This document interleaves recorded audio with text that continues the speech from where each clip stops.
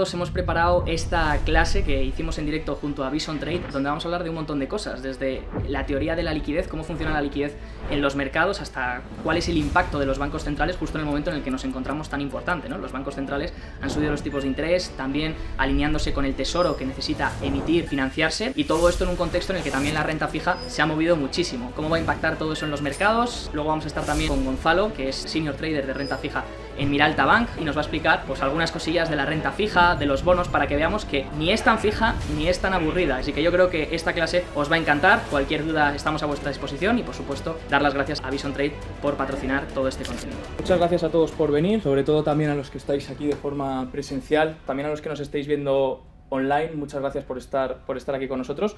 Y realmente donde está la charla buena va a ser Gonzalo, porque tiene una trayectoria profesional 20 veces mejor que la mía. Entonces él se dedica a la renta fija, hace cosas para institucionales, entonces va a ser cuanto menos interesante para lo que os interese este mundo, que ya sabéis que la renta fija es cada vez más popular ahora que los tipos de interés están subiendo, ¿no? ¿Qué puedo enseñar en una charla para que no sea repetitiva? Para que todos los que estáis aquí invertís ya, posiblemente los que nos veáis desde casa os estáis iniciando, y a lo mejor una charla así de qué es la bolsa, valor fundamental, valor técnico y demás es un poco repetitivo, ¿no? Entonces he querido centrarme en algo que veo que poca gente toca en el mercado español, que es la parte de la liquidez, ¿vale? Cómo afecta la liquidez a los mercados. Creo que además este año es brutal para entender la liquidez y por qué a lo mejor está rompiendo el Bitcoin máximos. No lo entiendo. ¿Cómo puede ser que haya gente comprando Bitcoin cuando se fue a 20.000? ¿Por qué el oro está cotizando por encima de máximos de $2.200 la onza? Todo eso entenderlo desde el punto de vista macro y de la liquidez. ¿Por qué el mercado no está entrando en recesión cuando todos pronosticábamos una recesión para este año? ¿Qué está pasando? ¿Por qué esto no ocurre? Principalmente hay 4 cuadrantes, ¿vale? Esto lo aprendí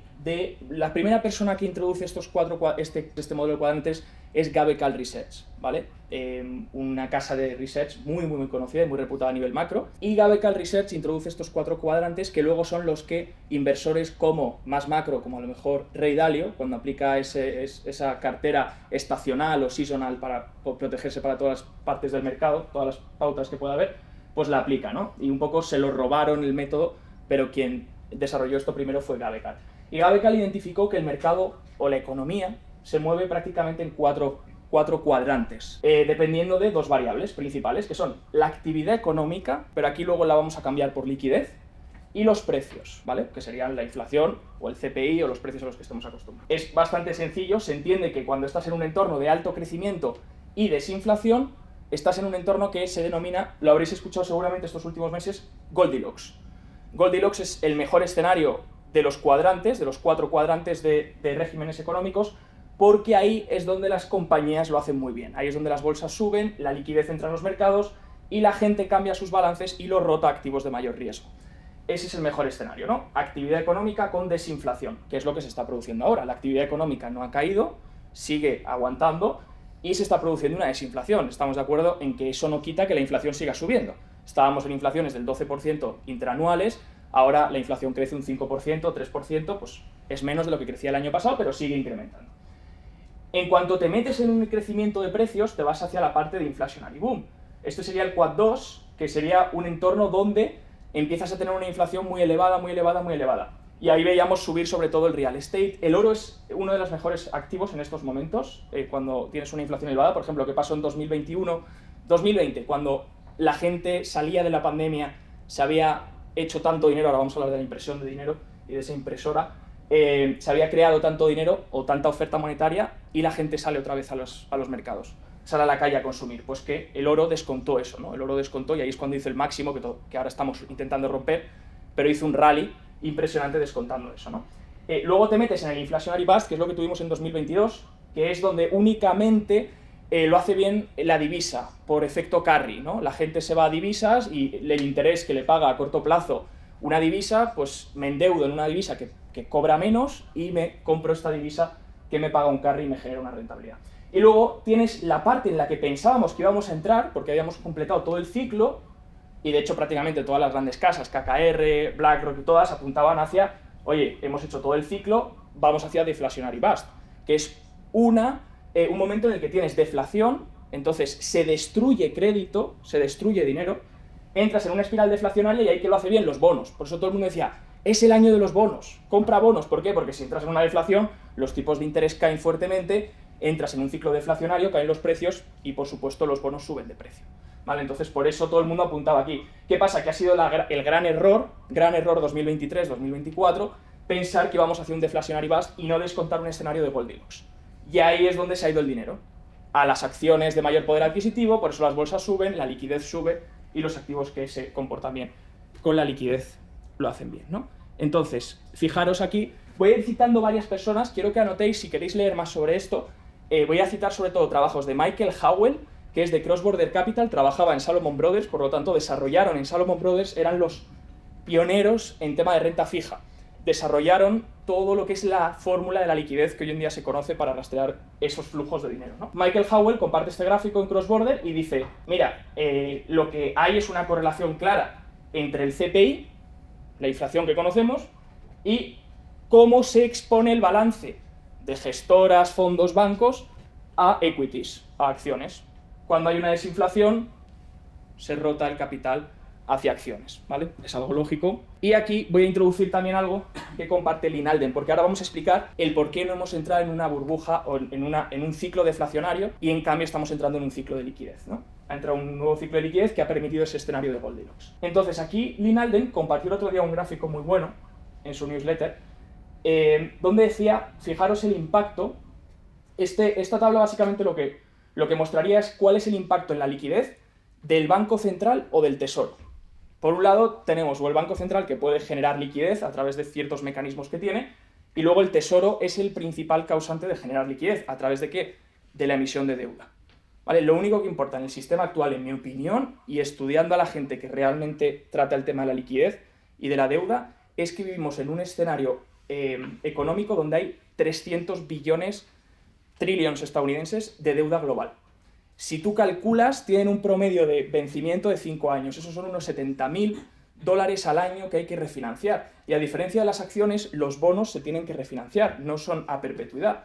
Entonces, cuando tú necesitas capacidad de refinanciación, es lo único que importa para que la liquidez siga viva, ¿vale? Cómo los bancos pueden adaptarse a refinanciar cada año toda esa deuda. Por lo tanto, ya no importa tanto el ciclo de capital de los tipos de interés suben al 7% y ya no puedo invertir en capital porque es demasiado caro. No importa tanto en las economías occidentales como el ciclo de refinanciación, como estamos en una espiral de deuda y por tanto lo único que importa es que cada año podamos refinanciarla, porque si no entramos en una bucle de deflación y ahí sí que se arma una gorda, ¿no? Eso lo sabe el Tesoro.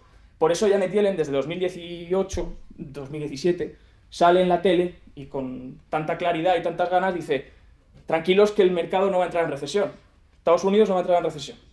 Y lo dice abiertamente. Podéis buscar en Google y vais a ver que vais a encontrar, por lo menos desde 2016, unas cuantas veces que lo ha dicho, que el mercado no va a entrar en recesión. Y eso se debe a que, por supuesto, tanto la Fed como el Tesoro van a intervenir. ¿Vale? En marzo de este año parecía que empezaba un bucle deflacionario, una espiral deflacionaria, cuando algunos bancos regionales quebraron, porque tenían una deuda, que encima de la deuda de alta calidad, que eran bonos del Tesoro, y esa deuda pues había perdido de valor un 50-60% por la subida de tipos de interés, ¿no? ¿Qué pasó? Que lo que hicieron fue venderlo, reflejar esa pérdida, y entonces la gente se asustó y fue a sacar su dinero. Eso, si la Fed no interviene y el Tesoro no interviene, posiblemente hubiese sido una espiral deflacionaria donde la gente hubiese seguido yendo a sacar su dinero, se hubiese incluso destruido créditos, se hubiesen impagado préstamos y ahí se destruye la oferta monetaria y ahí es donde se crean las recesiones, ¿vale? Recesiones como la del 2008, por cierto. Abro un paréntesis, todas las recesiones, aunque se les pongan nombres, 2008, la del 2000, crisis.com, 2008, crisis subprime, se le pone el nombre del activo tóxico que se creó bajo las hipotecas, 2018 se dice que es la crisis de la parte de la guerra comercial con China, 2020 el COVID. Todas las crisis, si las estudiáis, se les pone ese nombre para venderlo al público y que la gente lo entienda, pero todas las crisis son crisis de refinanciación monetaria.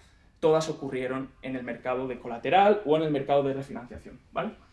Entonces, aquí lo que apunta Lyn Alden es que ahora, desde 2023, la política fiscal es lo que está impactando en la liquidez. Y ahora voy a intentar explicarlo de forma sencilla. Para hacer un apunte del tema de inflación, esto es la inflación actual que hemos tenido, y detrás en gris estaría lo que ocurrió en la década de los 70 y los 80, ¿no? Este gráfico lo habréis visto ya, seguramente, que está un poco análogo a la década de los 70 y los 80, y que ahora podría venir otro segundo shock de inflación, que es lo que ocurrió entre los 70 y los 80. ¿Qué pasa? que hay que diferenciar inflaciones, ¿vale? Esto está midiendo la inflación de la calle, el CPI, que es el que hemos tenido este año. Pero hay una cosa, y es, una cosa es la inflación de precios y de, vamos a decirlo, por parte del coste, por incremento de costes, incrementa la gasolina, incrementa el pan, incrementa todo lo que consumimos y por tanto cada cosa es más cara. Pero luego tienes otro tipo de inflación que no se habla tanto, que es la inflación monetaria, que esta ocurre por la devaluación de la divisa que utilizamos y porque los activos financieros incrementan en valor, ¿vale? Las casas son cada vez más caras, las acciones son cada vez más caras y eso lo podéis mirar desde hace muchos años, no solo ha ocurrido en 2022 o 2023, lleva ocurriendo desde hace décadas, ¿vale? A medida que, pues por supuesto, la masa monetaria va expandiendo y sobre todo la liquidez va expandiendo, ¿no?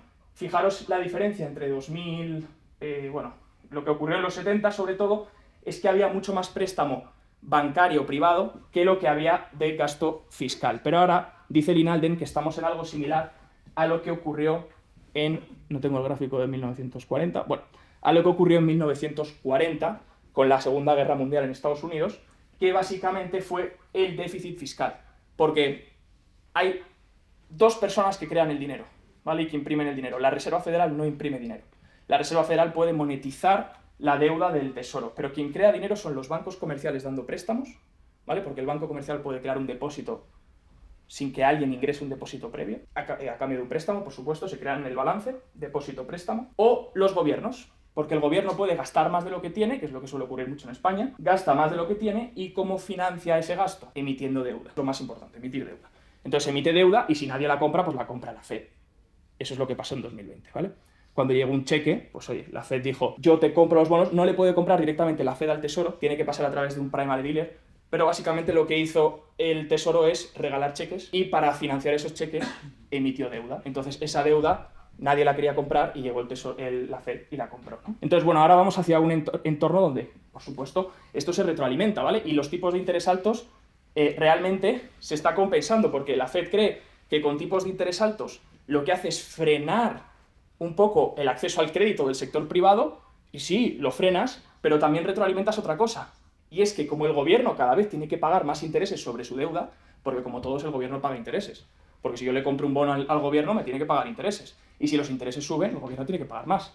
Entonces vemos que el pago por intereses se dispara, lo que hace que se retroalimente. La Fed tenga que emitir más, el Tesoro tenga que emitir más deuda para pagar esa deuda anterior, esos intereses que tiene generados.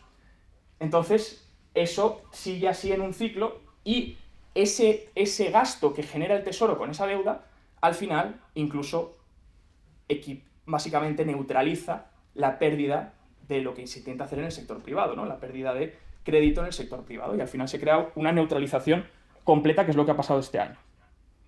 Entonces, vamos a la liquidez rápidamente para explicar un poco lo que ha pasado estos últimos meses y luego ya vais a entrar en materia con Gonzalo del tema de renta fija. Que la Reserva Federal sigue reduciendo su balance y nos han dicho siempre, oye, el balance de la Reserva Federal hay que seguirlo porque si se reduce las bolsas van a caer. La Reserva Federal ha seguido reduciendo su balance, sigue haciendo lo que se llama QT, ¿no? Deja vencer los bonos que tiene, lo que hace es que no reinvierte esos bonos que le vencen. Entonces, el bono es un activo de la Fed, entonces si no lo reinviertes, pues tus activos van bajando. Pero aquí Cross Border Capital identificó que la liquidez, fijaros, finales de 2022, ¿qué pasó a finales de 2022? Inicios de 2023, hubo la crisis de los fondos de pensiones de Reino Unido, los gilts. Y ahí es cuando inició un nuevo ciclo de liquidez en los mercados. Los bancos centrales, quieras que no, aunque sigan con una política restrictiva, están en un entorno donde están inyectando liquidez. Por supuesto, principalmente por el Banco de China, el Banco Central de China, que ya está haciendo una política de expansión. Japón, por supuesto, que sigue con una política expansiva. Y el resto de bancos centrales, que aunque no lo digan, están en política expansiva también. Fijaros la Fed, como la liquidez, pese a que el balance baja, la liquidez sube. ¿Y por qué es esto? Pues porque hay algunos componentes que suman a la liquidez y otros que no. ¿Qué pasó? ¿Qué hizo la Fed? Pese a que el QT ha sido, los mercados no hayan caído y qué cosas podemos aprender. Finales de 2022, finales de 2021, toda esta liquidez entrando, esto es la cuenta del Tesoro estadounidense. El Tesoro estadounidense, como nosotros tenemos un banco, que podría ser Minalta perfectamente, pues el Tesoro tiene una cuenta en la Fed, ¿vale? Es donde deposita su dinero. Se llama la TGA, la habréis escuchado alguna vez, Treasury General Account. Entonces, cuando el dinero sale de la TGA, significa que como nosotros, cuando el dinero sale del banco, se lo estamos dando a alguien, estamos gastando. Pues cuando la TGA se vacía, el Tesoro está gastando. Y así es como el Tesoro realmente incentiva la oferta monetaria, incentiva la liquidez, porque el Tesoro se lo está dando a proveedores privados, al sector privado, le está pagando cosas. Cuando la TGA se rellena, esa liquidez no entra, el Tesoro está ahorrando, está rellenando la TGA. Estos momentos en los que la TGA llegó casi a cero son los momentos en los que se discutía el techo de deuda. ¿Os acordáis, no? Sobre ¿se va a renovar el techo de deuda o no se va a renovar? Y mientras que no se renovaba, el Tesoro no podía emitir más y tenía que gastar de su cuenta. Y esos fueron momentos donde se inyectó liquidez, mucha liquidez en los mercados. Entonces, si tenemos que mirarlo así, tenemos los activos de la Fed, que son principalmente bonos que ha comprado, veis que todos son bonos, pero luego tienen los pasivos, reservas de los bancos, su banco es la Fed, ¿vale? Los bancos comerciales, su banco es la Fed, y tienen depositado en reservas.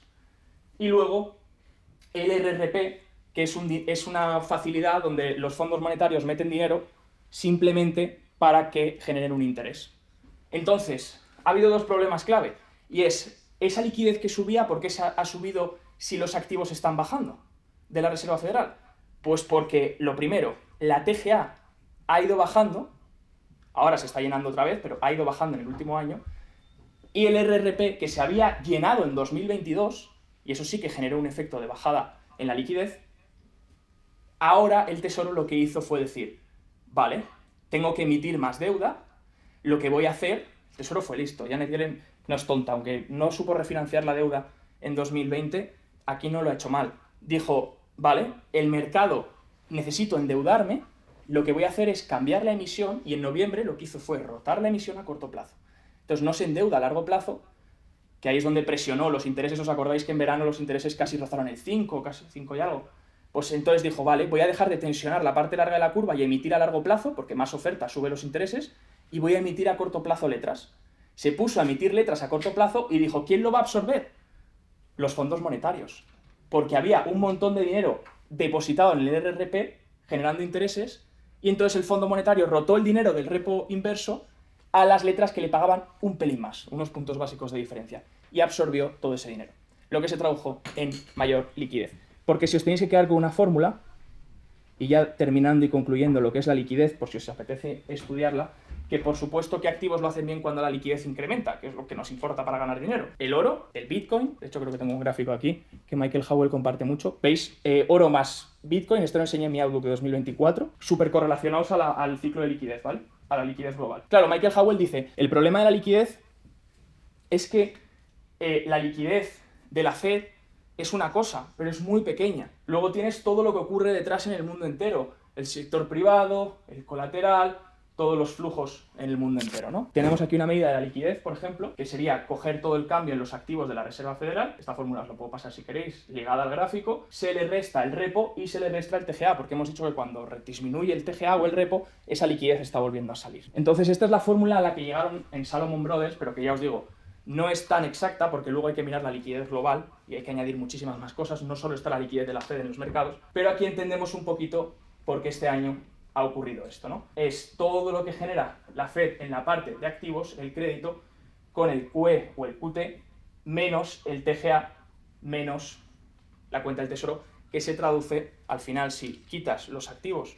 vamos a ponerlo aquí para que se vea bien, si tienes un balance y tienes aquí los activos de la Fed y los pasivos de la Fed, aquí tienes los, vamos a llamarlo activos para no poner un montón de cosas, y en los pasivos tienes reservas bancarias, ¿vale? Porque es un pasivo de la Fed, las reservas que para los bancos son un activo. Tienes reservas bancarias, tienes el RRP, porque si alguien deposita dinero en el RRP para generar un interés en la Fed, es dinero que me deben. Y luego tienes aquí el otro pasivo, que es la TGA, porque es la cuenta del tesoro, por tanto es un pasivo de la Reserva Federal, se lo debe al tesoro el dinero que tiene ahí. Entonces, si tú quitas y anulas esto, esto y esto, te quedan reservas bancarias. Por eso la gente compara las reservas bancarias con la bolsa y cogen la medida de reservas bancarias de la Fed, que se comparte semanalmente en sus informes de balance, y básicamente muestran el nivel de reservas que tienen bancarias, y la gente asigna el SP500 a las reservas bancarias. ¿Es esto correcto hacerlo? ¿Es un indicador fiable? Hombre, no ha funcionado mal este año. Como os digo, hay que mirar luego el tema de la liquidez global, ¿no? Faltaría por añadir, si cogemos aquí, esto es Central Bank Money, y aquí tendríamos que hacer una esquinita que es la Fed, que será el más importante, por supuesto, pero no dejará de quedar un montón de cosas, ¿no? Entonces también te queda pues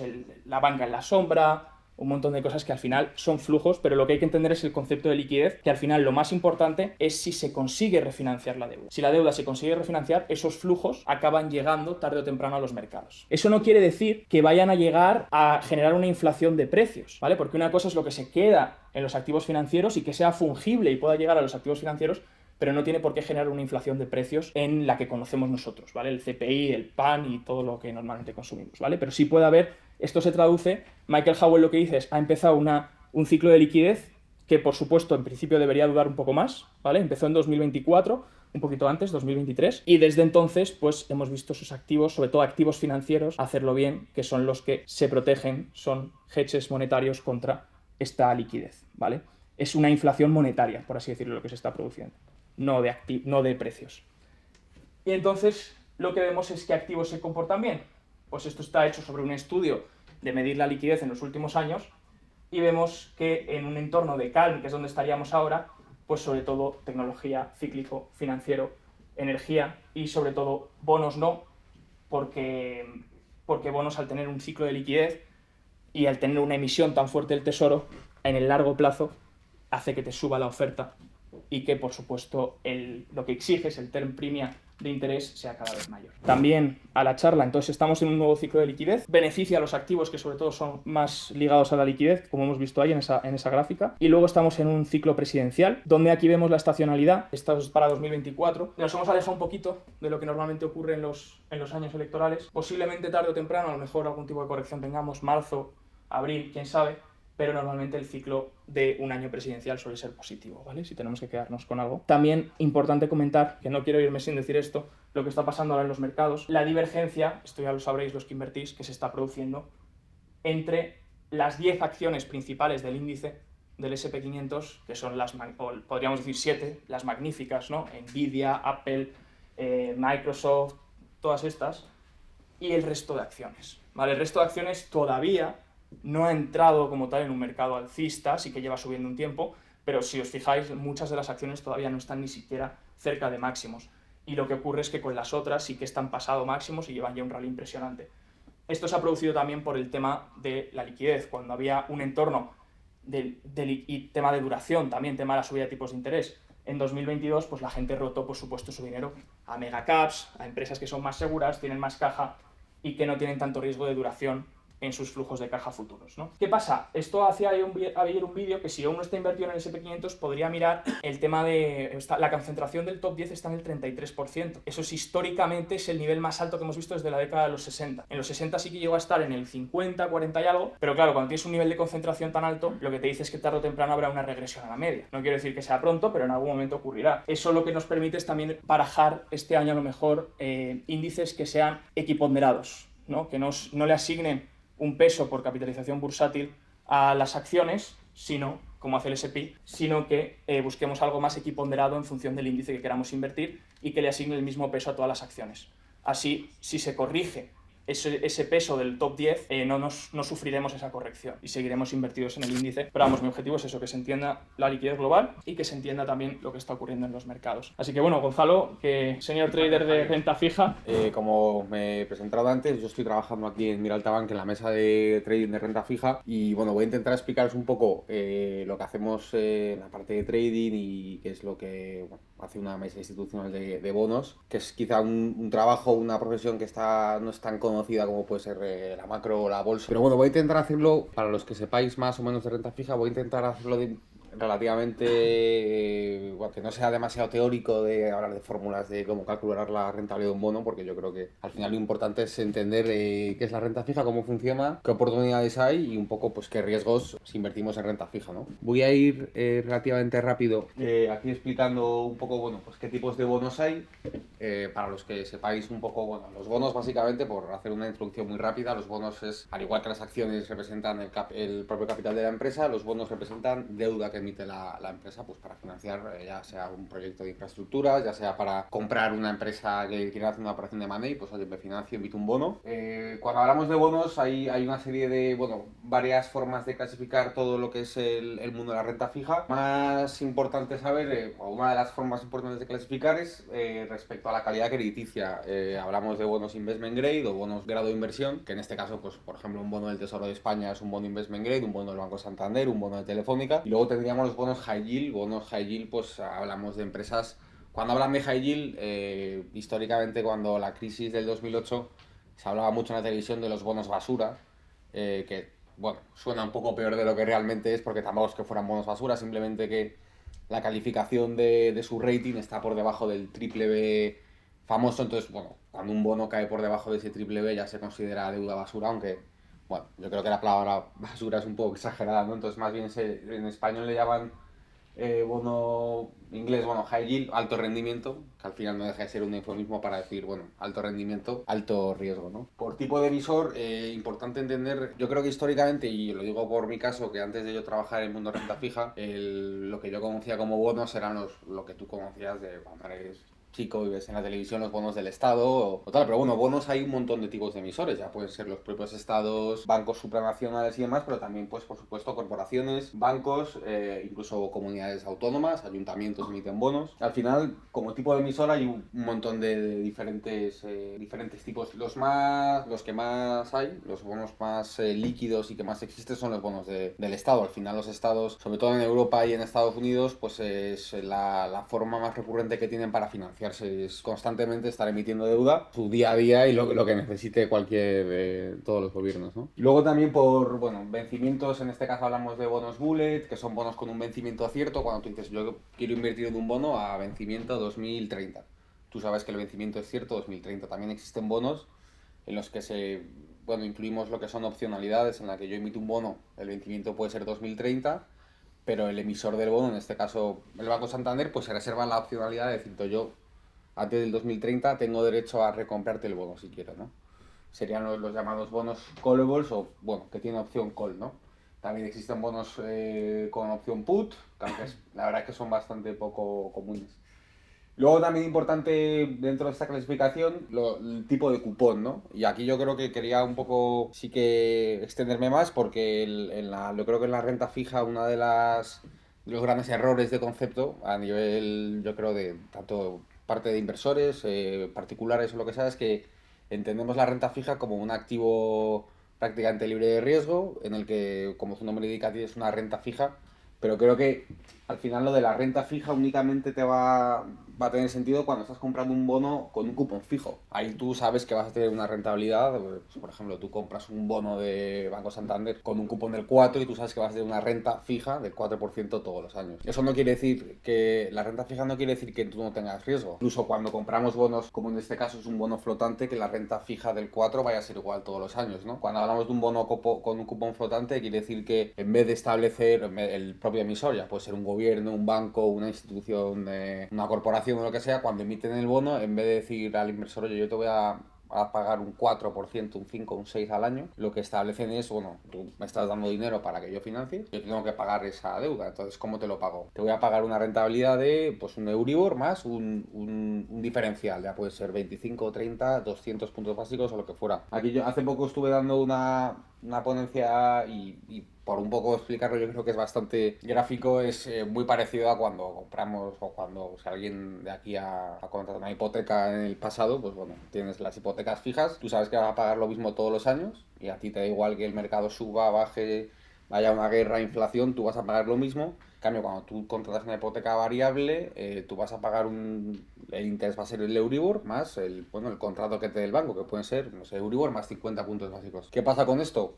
Pues como en los bonos cupón flotante, cuando el Euribor estaba al menos 0,50 hace apenas 2 años, o al menos 0,30 o al 0,15, los inversores que tenían bonos cupón flotante, su rentabilidad era prácticamente nula, porque tenían un cupón del menos 0,50 Euribor más 50 puntos, cupón era de 0%, con lo cual, pues bueno, la rentabilidad evidentemente ahí pues era muy justita, por no decir inexistente. En cambio, cuando los tipos de interés, que ahora lo veremos en algún gráfico, que también nos está explicando Javier y demás, pero bueno, los tipos de interés con la inflación, guerra de Rusia y determinados factores que han hecho que los tipos de interés pasen de estar en negativo a haber tocado el 4%, pues el tenedor de un bono con un cupón flotante de Euribor más X, pues ha pasado de recibir todos los años un cash flow en forma de cupones del 0,10, 0,15, 0,20 a tener un 4 y pico, ¿no? Entonces, un poco lo mismo, digamos, a otro lado que las hipotecas, ¿no?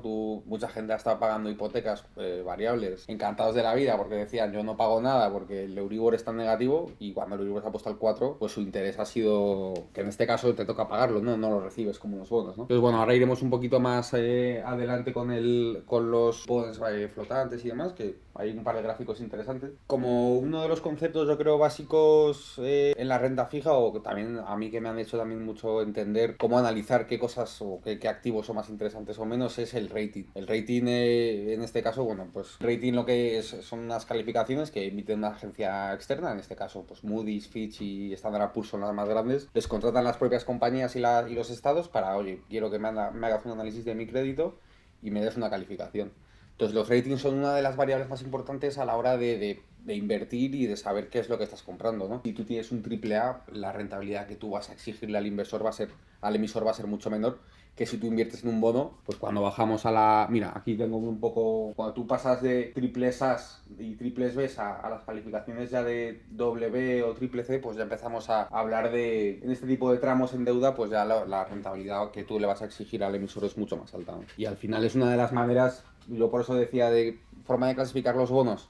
Pues creo que es importante clasificar en base al rating, porque aunque no siempre es exacto y no siempre vida al dedillo la compañía, hay empresas que tienen un rating triple A y que por dentro pueden estar podridas, y empresas que tienen rating doble B y que por dentro son empresas generadoras de cash flow por todos lados, con un montón de proyectos buenos, y que empresas que son mucho más interesantes que otras. Con los que nosotros operamos diariamente es atenerse al rating, al riesgo de crédito, ¿no?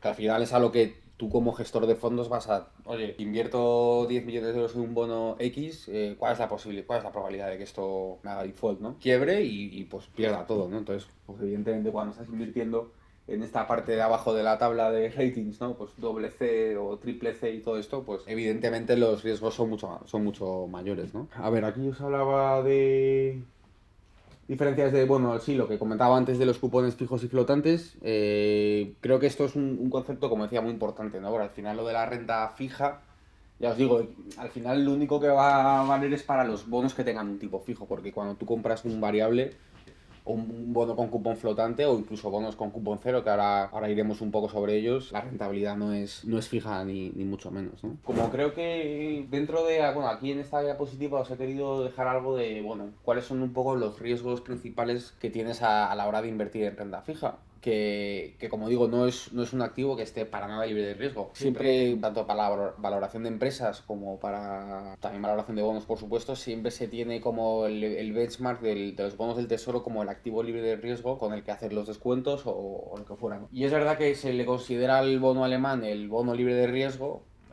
lo cual también es mentira. No es que no tenga riesgo, pero bueno, dentro de lo que es la banca europea, o bueno, las emisiones de bonos en euros, el bono alemán a 10 años es como un poco cogido como el bono sobre lo que todos los demás bonos corporativos se van a fijar en. Como compañía tienes un bono y pagas menos rentabilidad que Alemania, es imposible que nadie quiera invertir en ti, porque para invertir en Santander, si me va a pagar la misma rentabilidad el Estado alemán, evidentemente invertirá en Alemania, porque teóricamente no va a quebrar, ¿no? Luego, igual que en Estados Unidos también hay esa creencia, y bueno, evidentemente el gobierno americano pues puede tener algún problema, nunca sabemos, ¿no? Hace poco le bajaron el rating y evidentemente pues eso generó cierto miedo en los inversores de bonos, porque pensaban que invertían en un activo libre de riesgo, y cuando le bajan el rating y dicen, no, perdón, usted no es triple A, no es doble A, que está muy bien, pero no es lo mismo, ¿no? Hay una serie de riesgos en la inversión en renta fija y bueno, quería ir un poco sobre ellos. Riesgos hay cientos de miles, pero yo creo que estos sí que son interesantes, y aquí pues mira, tenemos por un lado el riesgo de tipo de cambio, cuando invertimos en bonos en una divisa diferente a la nuestra, ¿no?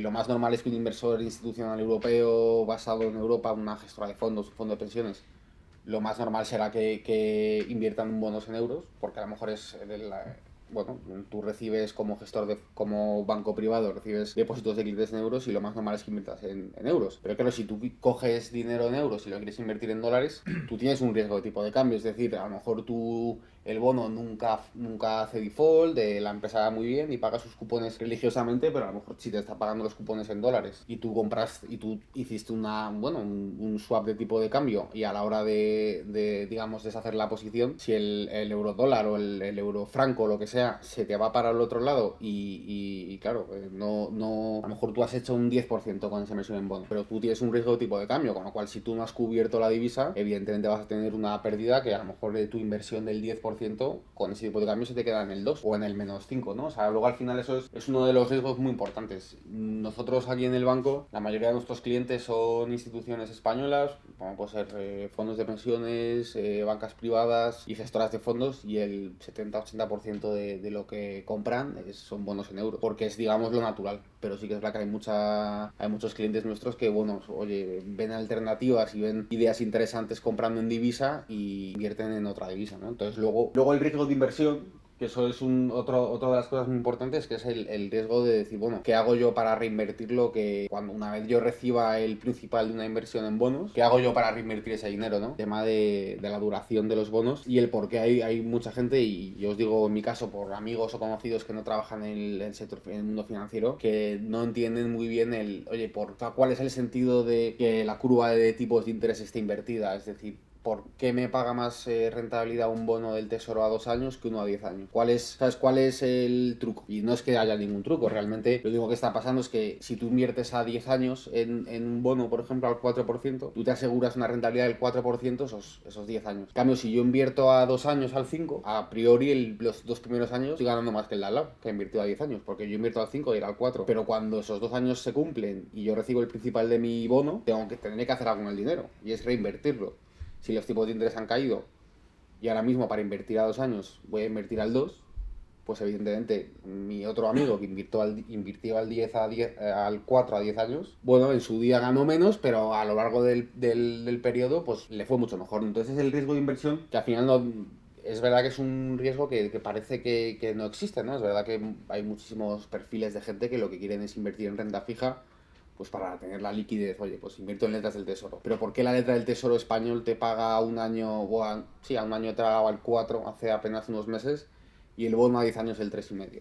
¿Cuál es la historia? Pues la historia es que ya más ha pasado. Han bajado los tipos bastante y el que estaba invertido en la letra a un año al 4 le ha vencido ayer la letra y quiere volver a invertirla y está al 3. Ese 4% que tanto le gustó el año pasado, ¿no? Es un poco el riesgo de inversión, de reinversión, es el poder, digamos, tener una temporalidad larga. Es verdad que para muchos inversores, oye, yo tengo 1.000.000 de euros en la caja de mi compañía, quiero darle salida y bueno, quiero invertirla para que me dé algo de rendimiento hasta que compre otra empresa dentro de un año. Bueno, pues en ese caso, lo mejor que puedes hacer es comprar una letra o comprar un bono a corto plazo. Pero para los fondos de pensiones, por ejemplo, ¿qué hacen los fondos de pensiones? Pues tienen que invertir a muy largo plazo, porque si yo tengo que darle una bolsa de pensiones dentro de 30 años a la gente que se jubile, como yo invierta a 2 años, o sea, tendré que invertir a muy largo plazo, ¿no? Por eso el riesgo de la reinversión. El riesgo de la liquidez es muy importante porque, y esto es, creo que es una de las características más importantes de los bonos y en general del mundo de la renta fija, y es que sobre todo lo pongo un poco enfrentándome a lo que es el mundo de la bolsa. El mundo de la bolsa cotiza en mercados organizados, entonces la liquidez que tienes para comprar y vender bolsa es prácticamente,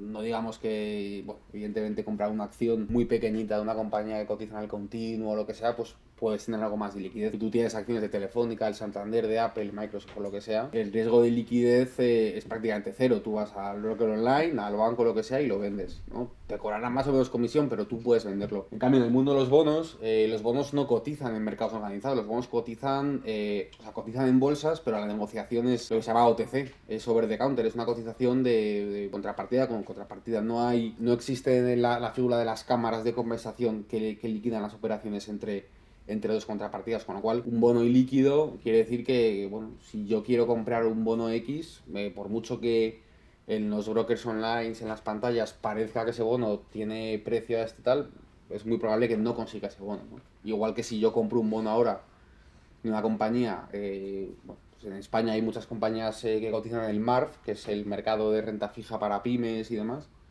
Son bonos muy líquidos, bonos que a lo mejor tienen 30 millones emitidos. Claro, 30 millones en manos de 15, 20 inversores. Si yo quiero vender ese bono, tendré que conseguir a alguien que me lo compre. no lo puedo vender a una cámara y directamente me dan un precio como puede ser una acción, ¿no? Entonces eso, el riesgo de liquidez es uno de los más importantes porque realmente, y eso lo vemos nosotros en el día a día, hay muchos clientes que quieren vender bonos y que simplemente no se pueden vender porque no hay nadie que te lo compre el bono. Sencillamente, no, o sea, no existen precios, nadie te lo compra, con lo cual tienes ese riesgo, ¿no? Es verdad que para lo que son las letras de gobierno y bonos del tesoro, eso es igual de líquido que una acción prácticamente, ¿no? Pero te puedes enfrentar a ese riesgo, ¿no?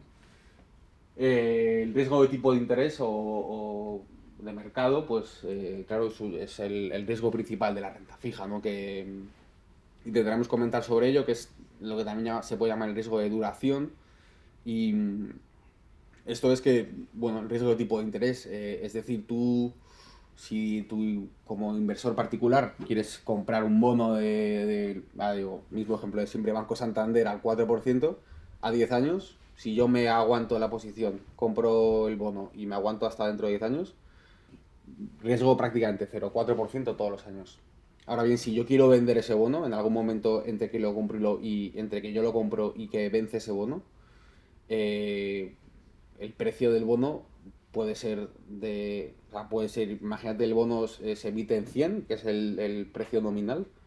Dentro de un año ese bono puede valer 110 porque han caído los tipos de interés, o ese bono puede valer 80 porque han subido los tipos de interés. Entonces claramente los tipos de interés han afectado muchísimo y por eso el año 2023 fue un año...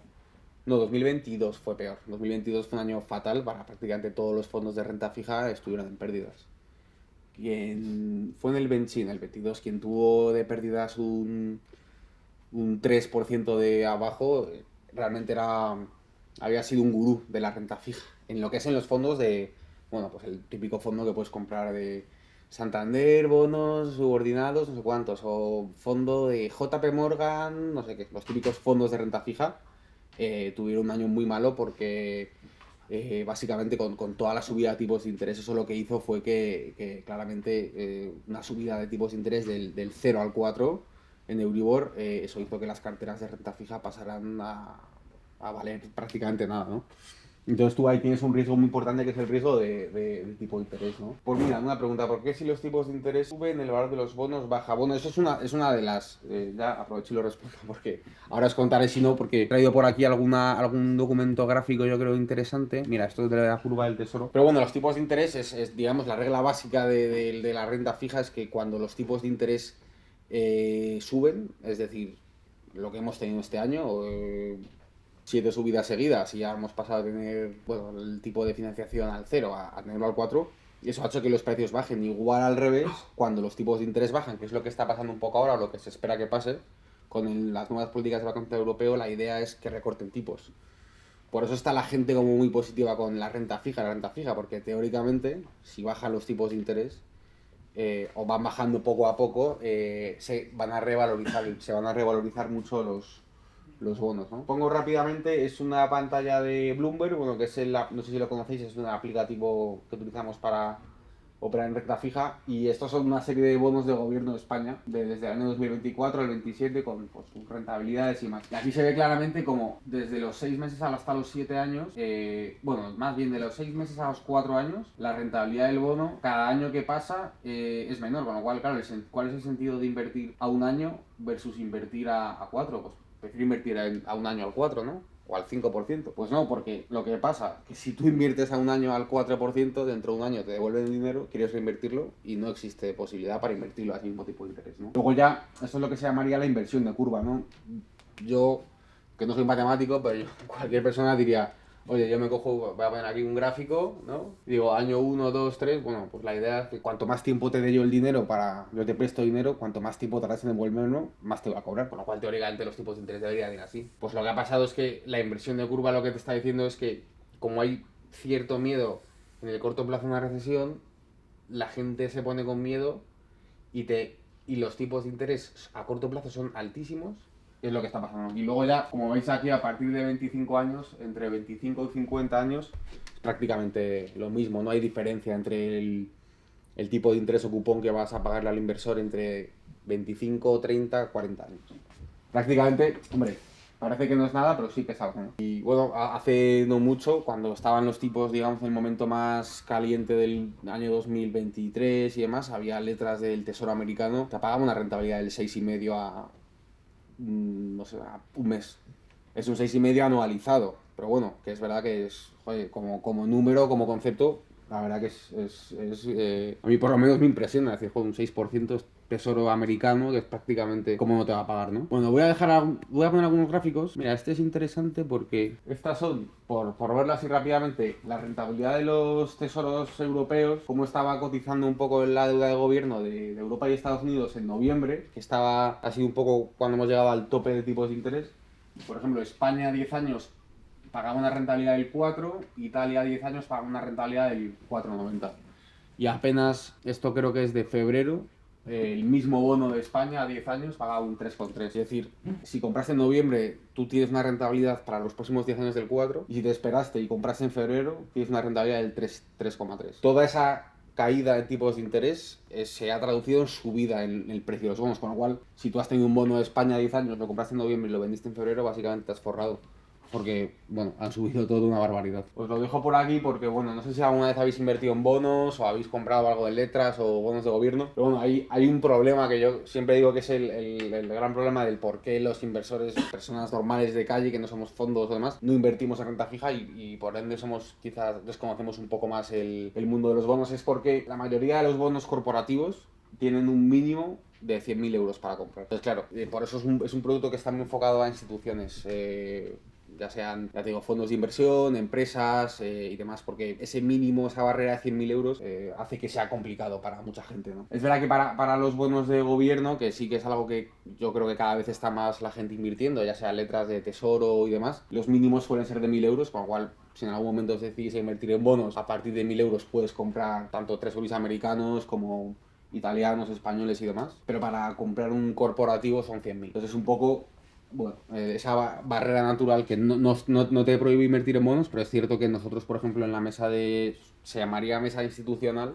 porque la mayoría son instituciones, pero bueno, hay algún cliente particular que opera con nosotros, pero bueno, ya son clientes que tienen, a lo mejor, personas que tienen 5 o 6 millones de euros, entonces claro, ya pueden comprar, porque tampoco tiene sentido, si tú tienes 200.000 euros ahorrados, que ojalá los tengáis todos, no vas a gastártelos en invertir en los bonos, supongo, porque dices, joder, o sea, te quiero decir, al final es una inversión que está muy enfocada para la gente que tiene un capital muy importante o ya pues para instituciones, ¿no? Mira, esto, aquí os he dejado algunos ejemplos gráficos para que veáis un poco lo que decía yo de los bonos cupón flotante versus cupón fijo, que creo que es uno de los conceptos muy importantes porque aquí es cuando se ve lo que digo un poco es que la renta fija no es fija. O sea, este bono es un bono de, pues no me acuerdo qué emisor. Es un bono con un cupón flotante, te va a pagar el Euribor 3 meses más un diferencial. En este caso te va a pagar Euribor más 68 puntos básicos. ¿Qué pasa? Que este bono pues estaba pagando en el 2021 un cupón asombrosamente del 0,13%. O sea, pues imagínate, quien estaba en el 2021 con este bono en cartera estaba contento porque estaba recibiendo cero por su rentabilidad. O sea, un 0,13%. En cambio, con la subida del Euribor, que hemos tenido a partir de febrero 22, aunque ya se empezó a notar un poco más tarde, hemos pasado de tener un cupón, en este caso este bono, pues tiene un cupón trimestral. El inversor ha pasado a tener un cupón del 0,13%, que ya os digo, es como nada, a apenas 2 años más tarde estar con un cupón del 4,39%. Entonces, claro, en este caso, pues sí que se ve claramente lo interesante que ha sido pues para mucha gente invertir en bonos flotantes en el momento en el que estos bonos estaban más baratos. Oye, invierto ahora que nadie quiere esto porque no paga nada, y si has sabido aguantar, pues ahora la rentabilidad del cupón ha sido claramente más importante. Esto, por ejemplo, bueno, esto es un ejemplo de un bono del Estado español, que mucha gente me pregunta, bueno, ¿y cuáles son los cash flows que yo recibo si soy inversor en un bono, ¿no? Casi todos los bonos, aunque en este caso, sobre todo los del Estado, suelen tener cupones anuales. Hay empresas que, como el que puse antes, que pagan un cupón de manera trimestral. Y aquí, pues, imagínate, si tú aquí has invertido, tienes 1 millón de euros invertido, tienes un cupón del 3,5, tú vas a recibir todos los años 24, 25, 26, vas a recibir un cupón de 35.000 euros. Y bueno, recibes el cupón todos los años y ya el último año recibes el principal. Lo que decía antes de un poco el activo libre de riesgo que siempre se ha considerado Alemania, ¿no? Y bueno, casi todos estáis en, yo creo, rango de edad mío, joven, o sea, es decir, crisis de 2008 no nos pilló trabajando y yo lo recuerdo porque tampoco no era muy consciente de estos temas, pero yo recuerdo que todos los días en Telediario hablaban de la prima de riesgo. Yo no entendía qué es eso de la prima de riesgo, todos los días, 600, 500. Pues la prima de riesgo básicamente es lo que decía, es lo que se le va a pedir a cualquier país de extra por financiarse versus lo que paga Alemania. Alemania se coge como el activo libre de riesgo, entonces en España, como se decía, la prima de riesgo de España está en 600. ¿Por qué? Porque si Alemania, por ejemplo, paga por su bono de 10 años el 2, España pagará el 2 más 600 puntos básicos, o sea, 6%.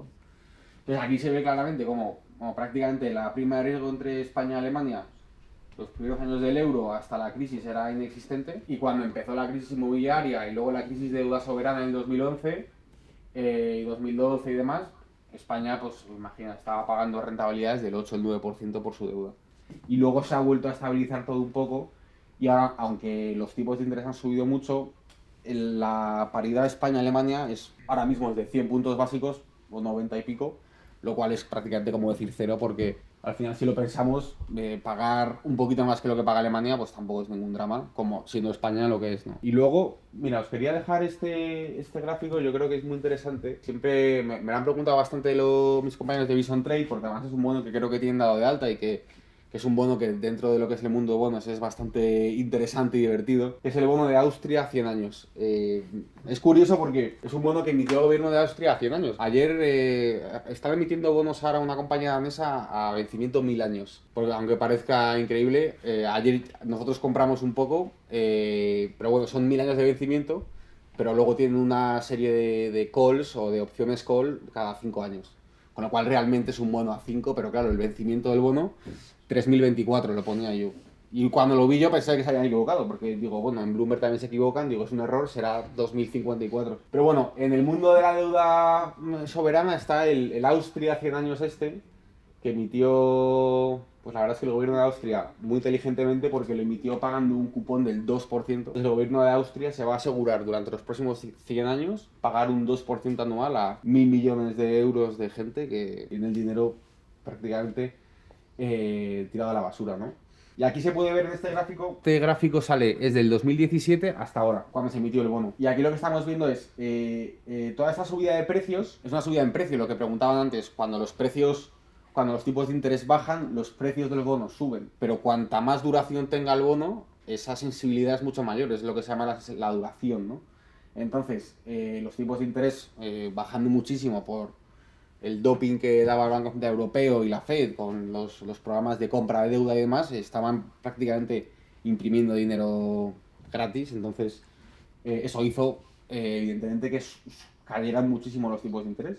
Entonces, un bono a 100 años tiene mucha duración y la sensibilidad es muy importante, con lo cual, un bono que se emite a la par, como todos los bonos, es decir, a 100, eso es como al precio de compra. Como está, digamos, el mercado tan dopado, ese bono pasó de 100 a 240 de precio. Es decir, una subida de nada más y nada menos que el 30% anual.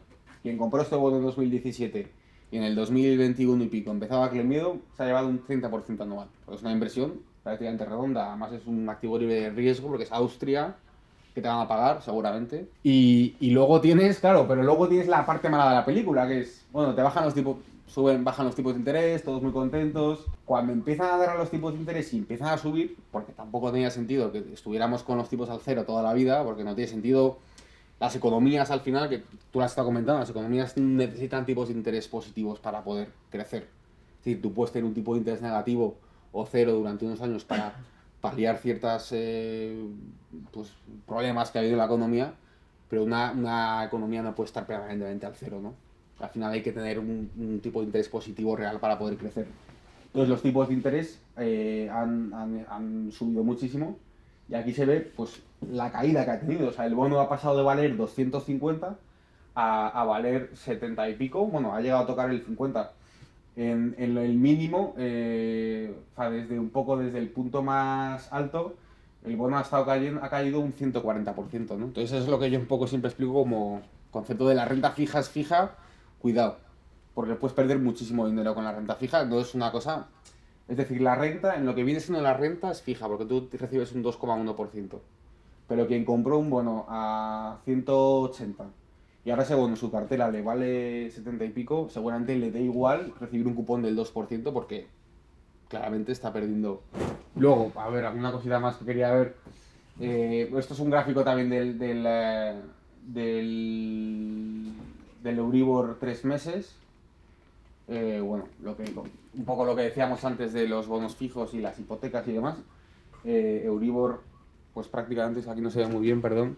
Desde el 2014 ha estado al cero por debajo de cero, lo cual pues es un poco una cosa que no tiene mucho sentido.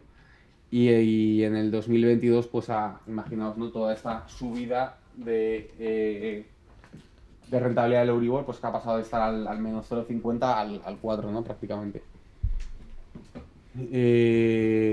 Esto también un gráfico así interesante en el que un poco os dejo rentabilidades del Tesoro Español, un poco cómo ha ido variando lo que es la rentabilidad que ha pagado el bono español a 10 años. O sea, hemos tenido el punto más alto, lo que decía antes, en la época en la que la prima de riesgo estaba más arriba, el bono español estaba pagando el 6%, ¿no? Y esto ha caído hasta prácticamente, no llegó a tocar esto, pero prácticamente llegó a tocar la rentabilidad del cero. A ver, voy a ver si esta pregunta que puede ser interesante. Si compro un bono que está a 72 y paga 100 de vencimiento. Respecto a la pregunta esa, por supuesto, o sea, al final el tema de los bonos es que lo único que es seguro es la rentabilidad es segura y el principal es seguro. Es decir, tú vas a recibir 100. Si tú te compras a 76 esto, tú vas a recibir 100, pero a ver cuánta gente espera hasta el 117 para recibir el bono. No sé, digo yo. Es que prácticamente nadie va a estar ahí, ¿no? Entonces, que claro, si tú te esperas al vencimiento, evidentemente te vas a recibir la par. Tú te gastas, por ejemplo, en este caso, sobre la par es muy fácil entenderlo. Yo invierto 76.000 euros y eso vale 100.000. Pero valdrá 100.000 el día de vencimiento. Hasta vencimiento no vale 100.000. Bueno, vale lo que valga en el mercado secundario, que esto cotiza, sube y baja como cualquier cosa, ¿no? Pero tendrías que esperarte hasta el 2117 para que eso valga, para que te den la parte. En el 2022, que cayeron mucho los bonos por la subida de tipos, había bonos que cotizaban a 80, claro, lo comprabas a 80 y vencimiento era 2025 o 2027, entonces claro, a esos vencimientos sí que es una jugada muy buena, pero claro, a 100 años es complicado, creo. O sea, ahora este bono, como podréis ver aquí, con este gráfico creo que es hace un mes. Pero vamos, como podéis ver desde este piquito de mínimos, que fue en noviembre del año pasado, pues bueno, aunque no lo parezca mucho, si lo comparamos con esta caída, esto de aquí es pasar de 55 a 75, o sea, son 20 puntos de diferencia, o sea que al final los bonos como con tanta sensibilidad, con tanta duración, una pequeña caída en tipos de interés hace que suba todo esto. Como los bancos centrales bajen los tipos, que los bajen al 2, esto se va, no sé a dónde, ¿no? Pero vamos, que la posibilidad que tiene de subir es alta. El riesgo sería que no bajase los tipos. Claro, efectivamente. O sea, si los tipos no bajan y de repente pues tenemos cualquier problema, no sé, de una tercera guerra mundial o una inflación desatada y de los tipos los bancos centrales decir, no, es que, oye, el 4% que tengo ahora es insuficiente, tengo que seguir subiendo tipos, pues entonces esto se te vuelve a caer. Yo no sé, la verdad que también es cierto que siendo un bono del gobierno, claro, esto tampoco te puede bajar a cero, porque si te baja a cero es que quiebra. Entonces yo, hombre, supongo que tendrá alguna manera de que esto no... Incluso a lo mejor el gobierno austriaco tiene, digamos, el derecho de recomprar ese bono en algún momento si cae mucho, ¿no? No lo sé. Pero bueno, sí, podría caer, y puede caer más, ¿eh? Ya te digo que lo más seguro, que todo el mundo que vio este bono aquí dijo, bueno, ya hemos llegado aquí, no va a caer más. No va a caer más, no va a caer más, no va a caer más. Entonces, ¿sabes? O sea, que es que luego ha tenido un recorrido curioso. Porque esto de aquí, además, la gente dijo, bueno, ya hemos llegado aquí a la par, esto se va a quedar aquí en la par o va a subir un poco más y se ha caído a 50. O sea que la posibilidad de seguir cayéndose existe, lo que pasa es que tendrían que subir mucho los tipos. Ahora mismo la idea o lo que parece es que no van a seguir subiendo tipos. Sí. Yo tengo una pregunta, y corrígeme porque tampoco sé mucho de esto, pero Sí. entiendo que si el nominal del bono, por ejemplo, fuera 100, si está cotizando a 70, yo a 100 años tengo asegurado una rentabilidad de esos 70, vale esos 100. Sí, sí, o sea, tú cuando compras un bono, o sea, cuando compras un bono es igual que comprar, o sea, bueno, igual que comprar una acción en el sentido, si yo compro a 70, por ejemplo, y yo compro 100.000 euros de nominal, pero vale 70, yo desembolso 70.000 euros. Te estás asegurando una rentabilidad, pero a 100 años. Claro, No hay problema, ¿no? o sea, en este caso es lo que decías, tú evidentemente vas a recibir 30.000 euros, pero vas a recibir 30.000 euros en 90 años ahora mismo, no sé qué quedan. Entonces, 30.000 euros entre 90 años no es mucho. Pero también habría que sumar los cupones anuales. Claro. Sí, sí, no, no, la rentabilidad ahí. O sea, ahora mismo este bono, no sé cuál sea la rentabilidad, pero bueno, yo creo que teniendo un cupón del 2 y pico, la rentabilidad debe estar en el 3% real. Ya, ya. Bueno, pero te aseguras el 2 y pico. Bueno, 2 hasta 0 y 3. Ya, ya, ya, ya. Claro, es que es la cosa. O sea, lo comentáis por ahí, escucho algo, bueno, un 2% de rentabilidad a 100 años, pues Claro, pues sean 2 más los 30.000 de sobre 70. claro. Pero tú los 30.000 divídelos entre Ya, 100 años. 100 años. Entonces al final Sí, es sí, que sí. no es mucho. Es dinero, por supuesto. Pero bueno, no tanto como... Pero claro, igual que si tú compras a 70, tú desembolsas 70.000 euros por cada bono. Si tú compras a 200, tú estás pagando 200.000 euros por una cosa que te van a pagar 100, por mucho que tú pagues... Ahí va mi segunda pregunta. Has dicho que había caído un 140%, ¿verdad? Sí. Entonces, si tú pierdes un 140%, tu inversión inicial, cuando llegas a 100, ya ha desaparecido, ¿verdad? Hombre, claro, porque si tú has comprado una cosa a 200 y ahora vale 50 sobre la par, pues has perdido todo. Lo que pasa es que la idea es que tú lo mantengas. Si digamos que tú no lo vendes, si tú no lo vendes, no materializas esa pérdida, por así decirlo. Entonces, yo creo que, yo no lo sé, yo este bono nunca lo he comprado ni vendido para clientes porque no sé, no gusta mucho, pero entiendo que si has comprado aquí a 180 no tiene sentido que vendas a 70. Nadie lo hace, yo creo. Bueno, mi impresión, o sea, yo lo digo por el tipo de clientes con el que trabajamos, o sea, no vas a vender una cosa perdiéndole 100 figuras, siendo además del Estado, que además es medianamente seguro, tiene buen rating y demás, ¿sabes?